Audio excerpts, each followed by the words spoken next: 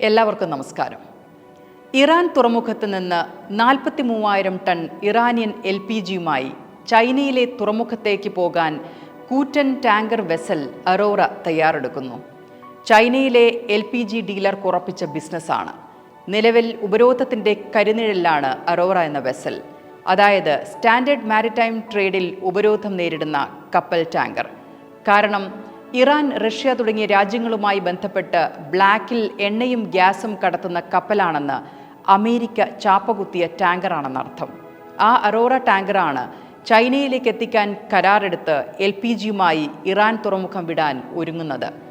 തുറമുഖത്ത് നിന്ന് സെയിൽ ചെയ്യാൻ ഒരുങ്ങവേ അടിയന്തര മെസ്സേജ് കപ്പൽ ക്യാപ്റ്റന് വരുന്നു: പുറപ്പെടരുത്. ഏർജന്റ് മെസ്സേജ് ഉണ്ട്. മിനിറ്റുകൾക്കകം ചൈനയിലേക്ക് എത്തിക്കേണ്ട ആ കൂറ്റൻ പാചകവാതക ടാങ്കറിലെ ലോഡ് പുതിയ ഡെസ്റ്റിനേഷനിലേക്ക് എത്തിക്കാൻ ഉത്തരവ് വരുന്നു. ഇറാന്റെ LPGയാണ്.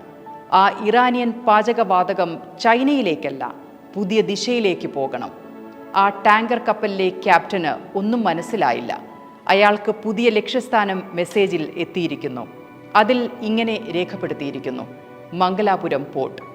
അമേരിക്കയുടെ ഉപരോധം നേരിടുന്ന അമേരിക്കൻ മിസൈൽ ഏത് നിമിഷവും പതിക്കാവുന്ന ടാങ്കർ, അതിലുള്ളതാകട്ടെ ഇറാനിയൻ പാചകവാതകം. പോകേണ്ടത് സംഘർഷഭരിതമായ കടലിടുക്കിലൂടെ ഇന്ത്യയിലേക്കും. മാത്രമല്ല, 2018 ശേഷം ഇന്ത്യയിലേക്ക് ഇറാനിയൻ LPG വന്നിട്ടില്ല. സംശയിച്ചു നിന്ന ക്യാപ്റ്റന് മുന്നിൽ ദൂരെ കടലിൻ്റെ ഓളപ്പരപ്പിന് മീതെ ചില പൊട്ടുകൾ പ്രത്യക്ഷപ്പെട്ടു. ഇന്ത്യൻ പടക്കപ്പലുകൾ. അചഞ്ചലമായ ശക്തിയുടെ, സംരക്ഷണത്തിൻ്റെ, നിർഭയമായ നിലപാടിൻ്റെ അടയാളം പോലെ ഇന്ത്യൻ വാർഷിപ്പുകൾ ചൈനയിലേക്ക് പോകേണ്ട 43,000 ടൺ പാചകവാതകം ഇന്ത്യയിലേക്ക് വരാൻ വഴിയൊരുക്കി. പാത സുഗമമാക്കാൻ അകമ്പടിയായി. ആ LPG വെസൽ നേവിയുടെ യുദ്ധക്കപ്പലുകളുടെ സംരക്ഷണയിൽ സുരക്ഷിതമായി മംഗലാപുരത്ത് പാചകവാതകവുമായി എത്തിച്ചേരുമ്പോൾ അത് പുതിയ ഡിപ്ലോമാറ്റിക് പാഠങ്ങളാണ് ലോകത്തിന് പഠിപ്പിച്ചു നൽകുന്നത്. യുദ്ധകാലത്തെ അസാമാന്യമായ നയതന്ത്രത്തിൻ്റെ പുതിയ പാഠങ്ങൾ. എഡിറ്റോറിയൽ ഇൻസൈറ്റ്സിലേക്ക് സ്വാഗതം. കച്ചവടം ആരുമായും ചെയ്യാം. കാശ് വാങ്ങുന്നു, സാധനം വിൽക്കുന്നു, അത്ര തന്നെ. പക്ഷേ അതിൽ ആത്മാവോ ആത്മാർത്ഥതയോ ഉണ്ടാകണമെന്നില്ല. കാരണം വിൽക്കുന്നവനും വാങ്ങുന്നവനും കേവലം ആവശ്യക്കാരാണ്, പങ്കാളികളല്ല. പഴയ ഇന്ത്യ ഇറാൻ ബന്ധം പോലെ. 10-12 വർഷം മുമ്പ് ഇറാൻ ഇന്ത്യയുടെ ഏറ്റവും വലിയ എണ്ണദാതാവായിരുന്നു. 4 ലക്ഷം ബാരൽ വരെ പ്രതിദിനം ഇന്ത്യ ഇറാനിൽ നിന്നും എണ്ണ ഇറക്കുമതി ചെയ്തിരുന്നു. അന്ന് ഇറാന്റെ എണ്ണയ്ക്ക് മേൽ ഉപരോധം ഇത്ര കടുത്തിരുന്നില്ല. എന്നാൽ ഉപരോധം വന്നതോടെ ഇന്ത്യ ഇറാനിൽ നിന്നും എണ്ണ വാങ്ങുന്നത് കുറച്ചു. ബന്ധം കേവലം എണ്ണ വ്യാപാരത്തിൽ നിന്ന് തന്ത്രപരമായ പങ്കാളിത്തത്തിലേക്ക് മാറി. ആ ചരിത്രം വളരെ വിസ്മയിപ്പിക്കുന്നതാണ്. 2014 മുമ്പും ശേഷവുമുള്ള ഈ മാറ്റം കേവലം ഉപഭോക്താവിൽ നിന്നും തന്ത്രപരമായ പങ്കാളിത്തത്തിലേക്കുള്ള മാറ്റമായി കാണാനാകും. ഇന്ത്യയുടെ വിദേശ നയ ചരിത്രത്തിൽ ഇറാനുമായുള്ള ബന്ധത്തിന് സമാനതകളില്ലാത്ത പ്രാധാന്യമുണ്ട്. ലോകം മുഴുവൻ ഉപരോധങ്ങളിലൂടെ ഇറാനെ ഒറ്റപ്പെടുത്താൻ ശ്രമിച്ചപ്പോഴൊക്കെ ഇന്ത്യ ഇറാനെ പിന്തുണച്ചു. എന്നാൽ 2014ഓടെ ഈ പിന്തുണയുടെ സ്വഭാവത്തിൽ വലിയൊരു മാറ്റം സംഭവിച്ചു. 2014 മുൻപ് എണ്ണയാൽ നയിക്കപ്പെട്ട സാമ്പത്തിക ജീവനാഡിയായിരുന്നു ഇറാന് ഇന്ത്യ. ഒരു തരത്തിൽ ATM പോലെ. 2014 മുമ്പുള്ള കാലഘട്ടത്തെ ഹൈ വോളിയം ലോ സ്ട്രാറ്റജി കാലഘട്ടമെന്ന് വിളിക്കാം. കാരണം അക്കാലത്ത് ഇറാന്റെ ഏറ്റവും വലിയ രണ്ടാമത്തെ എണ്ണ ഉപഭോക്താവായിരുന്നു ഇന്ത്യ. പ്രതിദിനം 2.2 ലക്ഷം മുതൽ 4 ലക്ഷം ബാരൽ വരെ എണ്ണ ഇന്ത്യ ഇറാന്റെ പക്കൽ നിന്നും വാങ്ങിയിരുന്നു. 2013-14 കാലഘട്ടത്തിൽ മാത്രം ഏകദേശം 11 ദശലക്ഷം ടൺ എണ്ണയാണ് ഇറക്കുമതി ചെയ്തത്. പടിഞ്ഞാറൻ രാജ്യങ്ങൾ ഉപരോധം ഏർപ്പെടുത്തിയപ്പോൾ ഇറാന്റെ സമ്പദ് വ്യവസ്ഥ തകരാതെ പിടിച്ചു നിർത്തിയത് ഇന്ത്യ നൽകിയ ഈ വൻ തുകകളാണ്. അന്താരാഷ്ട്ര ബാങ്കിംഗ് ശൃംഖലയായ സ്വിഫ്റ്റിൽ നിന്നും ഇറാനെ പുറത്താക്കിയപ്പോൾ ഇന്ത്യ ചെയ്തത് എന്താണെന്നോ? ഇറാനിൽ നിന്ന് വാങ്ങുന്ന എണ്ണവിലയുടെ 45% ഇന്ത്യൻ രൂപയായി കൊൽക്കത്തയിലെ യൂക്കോ ബാങ്കിൽ നിക്ഷേപിച്ചു. ഈ രൂപ ഉപയോഗിച്ച് ഇറാൻ ഇന്ത്യയിൽ നിന്ന് മരുന്നുകളും ധാന്യങ്ങളും മറ്റവശ്യ വസ്തുക്കളും വാങ്ങി. ഇത് കേവലം വ്യാപാരമായിരുന്നില്ല, മറിച്ച് അമേരിക്കയുടെ ഉപരോധങ്ങളെ മറികടക്കാൻ ഇറാനെ സഹായിച്ച ഒരു രഹസ്യ സാമ്പത്തിക പാലമായിരുന്നു. 2014 ശേഷം ഇന്ത്യ തന്ത്രം മുഴുവൻ മാറ്റിപ്പിടിച്ചു. ഇറാന്റെ എണ്ണയെ മാത്രം ആശ്രയിക്കുന്നതിന് പകരം ഇറാനിലെ അടിസ്ഥാന സൗകര്യങ്ങളും ഭൂമിശാസ്ത്രപരമായ പ്രാധാന്യത്തിലും ഇന്ത്യ ശ്രദ്ധ കേന്ദ്രീകരിച്ചു. ഇതിനെ ലോ വോളിയം ഹൈ സ്ട്രാറ്റജി എന്ന് വിളിക്കാം. കാരണം അതൊരു ഗെയിം ചേഞ്ചറായിരുന്നു. ആ കളി ഇന്ത്യ തുടങ്ങിയത് ചബഹാർ തുറമുഖത്തിലൂടെയായിരുന്നു. ഇറാന്റെ തെക്ക് കിഴക്കൻ തീരത്തുള്ള ചബഹാർ തുറമുഖം വികസിപ്പിക്കാനുള്ള ഇന്ത്യയുടെ തീരുമാനം ലോകരാഷ്ട്രീയത്തെ തന്നെ ഞെട്ടിച്ചു. പാകിസ്ഥാനെ ഒഴിവാക്കി അഫ്ഗാനിസ്ഥാനിലേക്കും മധ്യേഷ്യയിലേക്കും എത്താനുള്ള ഇന്ത്യയുടെ ഏക വഴി ചബഹാറാണ്. അത് ഇറാനെ സംബന്ധിച്ച് ജീവനാഡിയായിരുന്നു. ഉപരോധങ്ങൾക്കും അമേരിക്കയുടെ കണ്ണുരുട്ടലിനുമിടയിലും ചബഹാർ പ്രൊജക്റ്റുമായി ഇന്ത്യ മുന്നോട്ടു പോവുകയാണ്. ഇറാനിൽ നിന്നുള്ള എണ്ണ ഇറക്കുമതി 90% കുറഞ്ഞപ്പോഴും ചബഹാറിൽ ഇന്ത്യ നിക്ഷേപം തുടർന്നു. അമേരിക്കയുടെ കടുത്ത ഉപരോധങ്ങൾക്കിടയിലും ചബഹാർ പദ്ധതിക്ക് പ്രത്യേക ഇളവ് നേടിയെടുക്കാൻ ഇന്ത്യൻ ഡിപ്ലോമാറ്റുകൾക്ക് സാധിച്ചു. ഇത് ഇറാനെ സംബന്ധിച്ചിടത്തോളം വലിയൊരു അംഗീകാരമായിരുന്നു. 2019 അമേരിക്ക ഇറാന്റെ എണ്ണ വ്യാപാരത്തിന് കടുത്ത നിയന്ത്രണങ്ങൾ ഏർപ്പെടുത്തിയതോടെ ഇന്ത്യ ഔദ്യോഗികമായി എണ്ണ വാങ്ങുന്നത് നിർത്തി. എന്നാൽ ഇതിനു പിന്നിൽ മറ്റൊരു സത്യമുണ്ട്.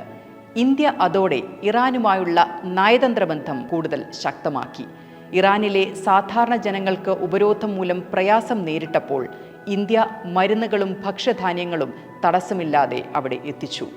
ഐക്യരാഷ്ട്രസഭയിലും മറ്റ് അന്താരാഷ്ട്ര വേദികളിലും ഇറാനെതിരെ അമേരിക്ക കൊണ്ടുവന്ന പല പ്രമേയങ്ങളിലും ഇന്ത്യ നിഷ്പക്ഷത പാലിക്കുകയോ ഇറാന് അനുകൂലമായ നിലപാട് സ്വീകരിക്കുകയോ ചെയ്തു. അങ്ങനെ കച്ചവട ബന്ധത്തിൽ നിന്ന് കരുതലിന്റെ ഊഷ്മളതയിലേക്ക് ഇറാനെ ചേർത്ത് നിർത്തിയ ഇന്ത്യയെ എത്ര പേർക്കറിയാം? ഇന്ത്യ ഇറാനെ പിന്തുണയ്ക്കുന്നത് നിർത്തിയെന്ന് വിശ്വസിക്കുകയും പ്രചരിപ്പിക്കുകയും ചെയ്തവരൊക്കെ സ്വയം അപഹാസ്യരായി. കാരണം തന്ത്രപരമായി ഇന്ത്യ ഇറാനുള്ള പിന്തുണയുടെ രൂപം മാറ്റുകയാണ് ചെയ്തത്. അതിന്റെ ഭാഗമായിരുന്നു international north south transport corridor. ഇതുവഴി ഇറാനെ ഒരു ആഗോള ട്രാൻസിറ്റ് ഹബാക്കി മാറ്റാൻ ഇന്ത്യ സഹായിക്കുന്നു. ഇന്ത്യ ഇറാൻ ബന്ധം എങ്ങനെയാണ് ഷിഫ്റ്റ് ചെയ്തതെന്നറിയാൻ കഴിഞ്ഞ അരനൂറ്റാണ്ടിനിടയിലെ അവരുടെ നിലപാട് പരിശോധിച്ചാൽ മതിയാകും. 1965ലെയും 71ലെയും ഇന്ത്യ പാക് യുദ്ധകാലത്ത് ഇറാൻ പാകിസ്ഥാനെ പരസ്യമായി പിന്തുണച്ചതാണ്. ഇന്ത്യക്കെതിരായ യുദ്ധത്തിന് ആയുധങ്ങളും വെടിക്കോപ്പുകളും ഇന്ധനവും നൽകി ഇറാൻ പാകിസ്ഥാനെ സപ്പോർട്ട് ചെയ്തു. കശ്മീർ വിഷയത്തിൽ ശക്തമായി പാകിസ്ഥാന് പിന്തുണ നൽകി. എന്നാൽ കാലക്രമേണ ഇറാൻ ഒന്നയഞ്ഞു. എന്നാലും ഒറ്റപ്പെട്ട വേദികളിലൊക്കെ രഹസ്യമായി പാക് അനുകൂല നിലപാടെടുത്തു. പക്ഷെ പ്രത്യക്ഷത്തിൽ പാകിസ്ഥാനെ വെട്ടിലാക്കി ഇറാൻ ഞെട്ടിച്ചത് 2 വർഷം മുമ്പാണ്. 2024 Iran president Ebrahim Raisi Islamabad സന്ദർശിച്ചപ്പോൾ ഇറാനെ മുന്നിൽ നിർത്തി കശ്മീർ വിഷയത്തിൽ സംയുക്ത പ്രസ്താവന ഇറക്കാൻ പാകിസ്ഥാൻ പഠിച്ച പണി 18 നോക്കി. പക്ഷെ പാകിസ്ഥാന്റെ നറേറ്റീവിൽ വീഴാൻ ഇറാൻ കൂട്ടാക്കിയില്ല. പകരം ചർച്ചയിലൂടെ സമാധാനം വേണമെന്ന് പറഞ്ഞ് റൈസി കൈകഴുകി. ഇന്ത്യയെ പിണക്കരുതെന്ന് ഇറാന് വ്യക്തമായി മനസ്സിലാകാൻ ഇത്രകാലം വേണ്ടിവന്നുവെന്ന് മാത്രം. എന്നിരുന്നാലും ഇടയ്ക്കൊക്കെ ഇറാന്റെ പരമോന്നത നേതാവായിരുന്ന അന്തരിച്ച അയത്തുള്ള അലി ഖമേനി കശ്മീരിനെ വെച്ച് പ്രകോപനപരമായി പ്രസ്താവന ഇറക്കിയിരുന്നു. 2010 കശ്മീരിന്റെ സ്വാതന്ത്ര്യത്തിനായി ഒന്നിക്കാൻ ആഹ്വാനം ചെയ്തത് ഓർക്കുമല്ലോ. മറ്റൊരു രാജ്യത്തിന്റെ പരമാധികാരത്തിൽ ഇടപെടാത്ത ഇന്ത്യ ഇറാന്റെ അത്തരം പ്രവൃത്തികളെ ശ്രദ്ധയോടെയാണ് ഇക്കാലം അത്രയും കൈകാര്യം ചെയ്തു വരുന്നത്. ഇസ്രായേലിന്റെ തന്ത്രപരമായ സൈനിക പങ്കാളിയാകുമ്പോഴും ചൈനയിലേക്ക് പോകേണ്ട ഇറാൻ LPG ഇറാൻ തുറമുഖത്ത് നിന്ന് മംഗലാപുരം പോർട്ടിലേക്ക് എത്തിക്കാൻ ഇന്ത്യക്കായത് ആ തന്ത്രപരമായ നിലപാട് കൊണ്ടുതന്നെയാണ്.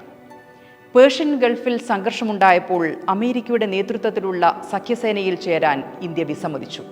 പകരം ഓപ്പറേഷൻ സങ്കൽപ്പ് എന്ന പേരിൽ സ്വന്തം നിലയിൽ കപ്പലുകൾക്ക് സുരക്ഷ നൽകി.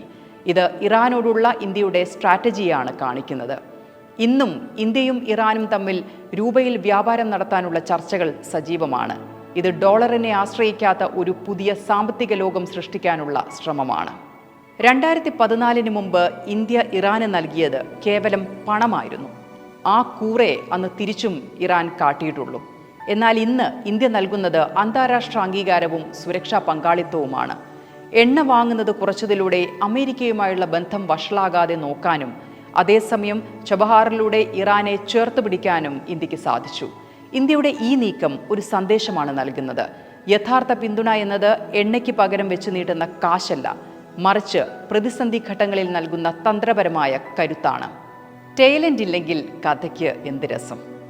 Iranian LPG cargo vessel Iran തുറമുഖത്ത് നിന്ന് ചൈനയിലേക്ക് പോകാൻ പുറപ്പെടവേ ഒരൊറ്റ കോളിൽ അറബിക്കടൽ വഴി മംഗലാപുരത്തേക്ക് തിരിഞ്ഞതും ഇന്ത്യൻ പടക്കപ്പലുകളുടെ ജാഗ്രതയിൽ ഇന്ത്യൻ തുറമുഖത്തെത്തിയതും ടെഹ്റാനിലെത്തിയ ഒരു ഹൈ വോൾട്ടേജ് കോളിലാണ്. ഡൽഹിയിലെ സൗത്ത് ബ്ലോക്കിലെ വിദേശകാര്യ മന്ത്രാലയത്തിൽ നിന്നും ഒരു ഫോൺ കോൾ. ഇറാന് അവഗണിക്കാനാകാത്ത ഒരു കോൾ. ലോകത്തെ ഏത് സ്ട്രാറ്റജിക് ശബ്ദത്തിനും മേലെ നിൽക്കുന്ന ഒരു വിളി. എസ് ജയശങ്കറിന്റെ ശബ്ദം. എഡിറ്റോറിയൽ ഇൻസൈറ്റ്സ് പൂർത്തിയാകുന്നു. നിങ്ങളുടെ നിർദ്ദേശവും അഭിപ്രായം അറിയിക്കുക. Thank you for watching channelime.com.